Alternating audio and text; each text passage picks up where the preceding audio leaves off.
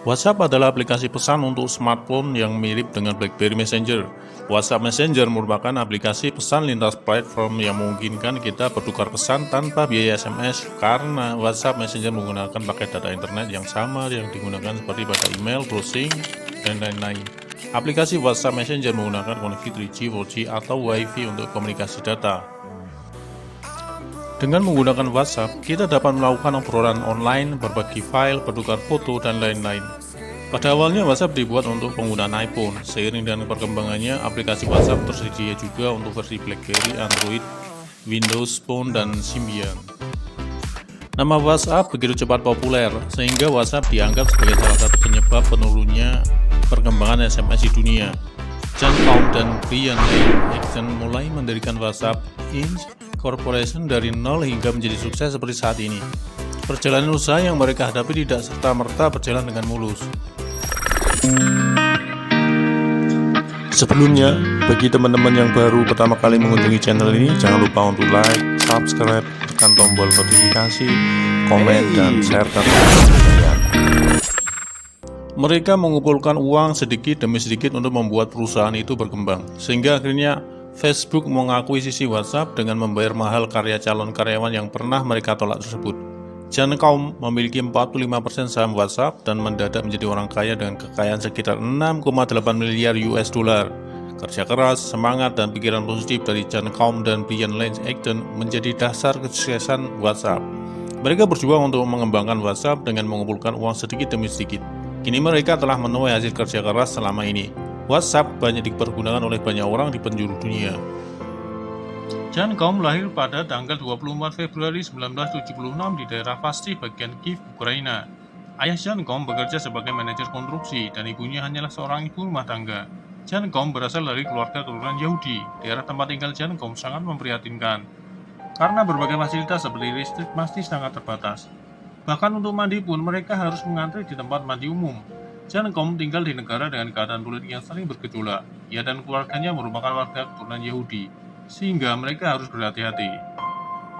Keluarga John Cobb akhirnya memutuskan untuk pindah ke Amerika Serikat pada tahun 1990 karena gejolak politik semakin tinggi dan meningkatnya gerakan anti-Yahudi di Ukraina. Mereka pindah ketika John Cobb berusia 16 tahun dan tinggal di wilayah Mountain View, Amerika Serikat. John Cobb tinggal di Amerika bersama ibu dan neneknya. Ayahnya masih di Ukraina dan akan menyusul mereka. Namun ayah John Cobb meninggal pada tahun 1997 ketika di Ukraina. Cobb dan ayahnya jarang berkomunikasi melalui telepon sebab mereka menghindari penyadapan oleh pemerintah Ukraina. John Cobb bersama ibunya kemudian berjuang keras untuk bertahan hidup di Amerika. Ibu John Cobb kemudian mencoba bekerja sebagai pengasuh anak dan Cobb membantu ibunya dengan menjadi penyapu toko untuk memenuhi kebutuhan hidup mereka. Meskipun telah bekerja keras, hidup mereka masih sangat kekurangan. Kehidupan John Cobb saat itu sangat miskin, bahkan ia makan dengan mengandalkan jatah makanan gratis dari pemerintah untuk para tunawisma. Ia juga terkadang tidur di tempat umum hanya beralaskan tanah dan beratapkan langit. Segala macam pekerjaan ia coba jalani ketika baru pindah ke Amerika hanya untuk menyambung hidupnya. Saat John Cobb pindah ke Amerika Serikat, ia sudah mahir dalam berbahasa Inggris, sehingga ia mudah masuk sekolah di Amerika. Di sekolahnya, John Cobb dikenal sebagai anak yang nakal, sebab ia sangat susah menyesuaikan diri dan sering terlibat perkelahian. Meskipun demikian, ia merupakan murid yang cerdas dan sangat menyukai pemrograman komputer. Ia belajar mengenai jaringan komputer secara autodidak dari buku-buku bekas dan bergabung dengan grup hacker. Setelah lulus dari sekolah, ia kemudian melanjutkan pendidikannya dengan masuk di San Jose University. Untuk memenuhi kebutuhan hidup dan biaya kuliahnya, John bekerja sebagai penguji sistem keamanan komputer di Ernst Young. Brian Acton lahir pada tahun 1972 di Michigan, Amerika Serikat, dan besar di Florida Tengah. Ia merupakan lulusan dari Lake Howell High School. Pada tahun 1988, ia kuliah di University of Central Florida. Pada tahun 1991, ia mengambil jurusan Economic and Computer Science di University of Pennsylvania. Setelah itu, ia mengambil jurusan Computer Science di Stanford University pada tahun 1994. Namun, kesuksesannya dalam mendirikan WhatsApp bukan semata-mata hanya karena jenjang pendidikannya saja. Pengalamannya selama di Yahoo adalah senjata utama dalam membangun layanan pesan instan yang kini telah sukses. Perjalanan Brian Acton hingga mendirikan WhatsApp bersama John Cobb memang cukup panjang. Sebelum mendirikan WhatsApp, Brian Acton dan John Cobb merupakan salah satu pegawai di Yahoo. Di Yahoo, ia pernah menjabat di beberapa posisi. Ia juga pernah menjabat sebagai Senior Director Engineering Yahoo Marketplace. Pada tahun 2009, ia memutuskan untuk keluar dari Yahoo dan memilih merintis usahanya sendiri. Saat pertama kali mendirikan aplikasi WhatsApp, pengguna aplikasi ini masih sangat terbatas. Hanya beberapa orang saja yang menggunakan aplikasi ini.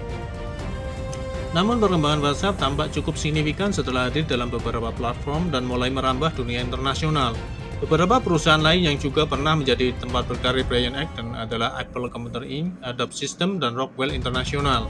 Di Apple Computer, ia pernah bekerja dengan jabatan Hardware Test Engineer dan Software Engineer.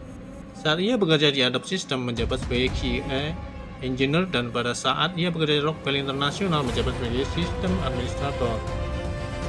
Sebelum mencapai kesuksesan seperti yang telah ia raih saat ini, ternyata Brian Acton pernah bergabung pada beberapa perusahaan kelas dunia dan melalui perjalanan dari posisi dasar.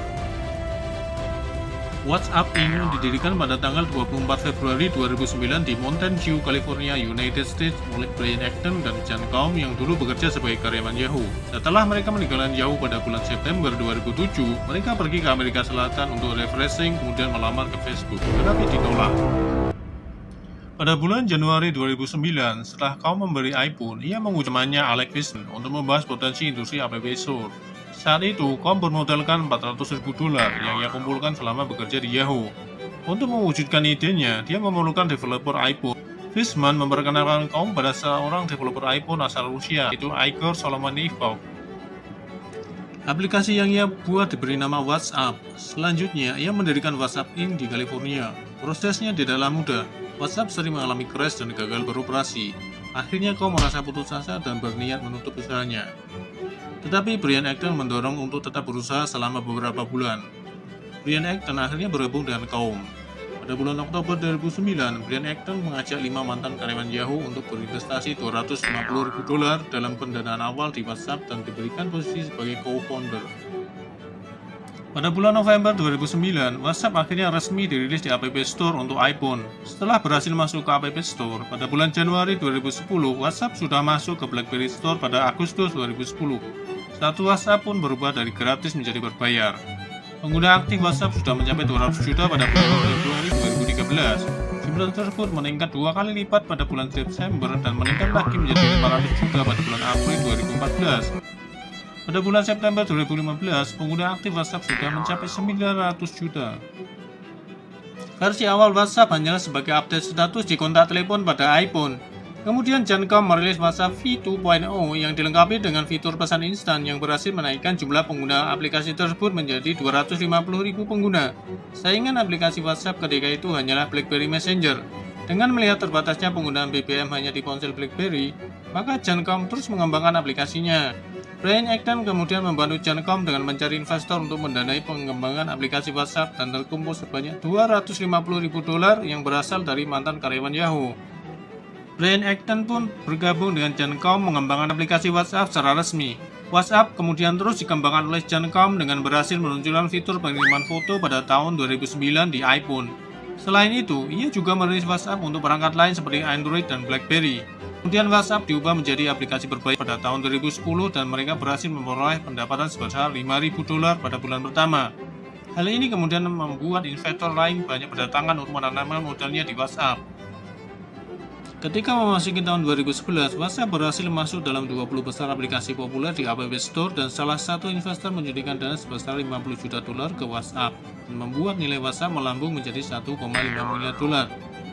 Hal ini kemudian membuat perusahaan Facebook meminta John Combe untuk menjual WhatsApp, namun ditolak oleh John Combe. Pada tahun 2013, WhatsApp berhasil memiliki pengguna aktif sekitar 200 juta. Google dan Facebook kemudian berebut untuk mengakuisisi WhatsApp yang saat itu berkembang dengan pesat. Kemudian pada tahun 2013, John Combe bersama Brian Acton setuju untuk menjual WhatsApp ke Facebook sebesar $19 miliar.